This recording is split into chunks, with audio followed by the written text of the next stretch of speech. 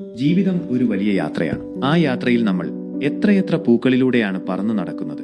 ഓരോ പൂവും ഓരോ അനുഭവമാണ്. ചിലത് മനോഹരമായ കാഴ്ചകൾ, ചിലത് കൈപേറിയ ഓർമ്മകൾ, മറ്റു ചിലത് പ്രതീക്ഷയുടെ കിരണങ്ങൾ. ഈ ഓരോ പൂക്കളിൽ നിന്നും നമ്മൾ മധുരം നുകരുന്നു, അറിവെന്ന തേൻ ശേഖരിക്കുന്നു, അനുഭവങ്ങളെന്ന നിറവ് നേടുന്നു. ചിലപ്പോൾ ആ ശേഖരണം ഒരു വലിയ പോരാട്ടമായിരുന്നിരിക്കാം, കണ്ണീരും വിയർപ്പും കലർന്ന പ്രയത്നമായിരുന്നിരിക്കാം.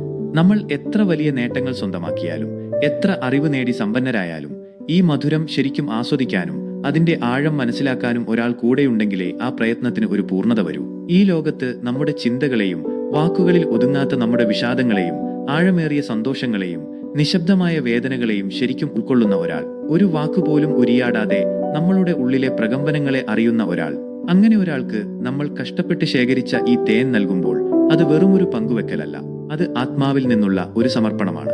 നമ്മൾക്ക് ലഭിക്കുന്ന 1000 മടങ്ങ് സന്തോഷം നമ്മുടെ പ്രയത്നങ്ങൾക്ക് ലഭിക്കുന്ന ഏറ്റവും വലിയ അംഗീകാരം കൂടിയാണ്. അതൊരു പക്ഷേ നമ്മളുടെ കൂട്ടുകാരനായിരിക്കാം, നമ്മളുടെ ജീവിത പങ്കാളിയായിരിക്കാം, അല്ലെങ്കിൽ സ്നേഹം മാത്രം നൽകിയ നമ്മുടെ കുടുംബത്തിലെ ആരെങ്കിലുമായിരിക്കാം. കാരണം നമ്മുടെ തേനീച്ചക്കൂട് കെട്ടിപ്പടുക്കാൻ നമ്മൾ സഹിച്ച ത്യാഗങ്ങളും ഒഴുക്കിയ കണ്ണീരും ഏറ്റുവാങ്ങിയ ഒറ്റപ്പെടലുകളും അവരുടെ ഹൃദയത്തിന് മാത്രമേ തിരിച്ചറിയാൻ കഴിയൂ. അവർക്കേ അതിന് യഥാർത്ഥ വില കൽപ്പിക്കാൻ കഴിയൂ.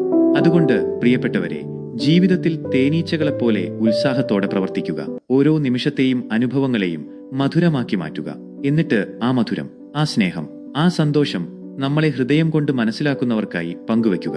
കാരണം ആ പങ്കുവെക്കലിലാണ് നമ്മുടെ ജീവിതം ഏറ്റവും മനോഹരവും അർത്ഥപൂർണവുമാകുന്നത്. അവരുടെ ഹൃദയത്തിൽ നമ്മുടെ തേൻ നിറയുമ്പോൾ നമ്മൾ കരഞ്ഞ നിമിഷങ്ങൾ പോലും മധുരമുള്ള ഓർമ്മകളായി മാറും.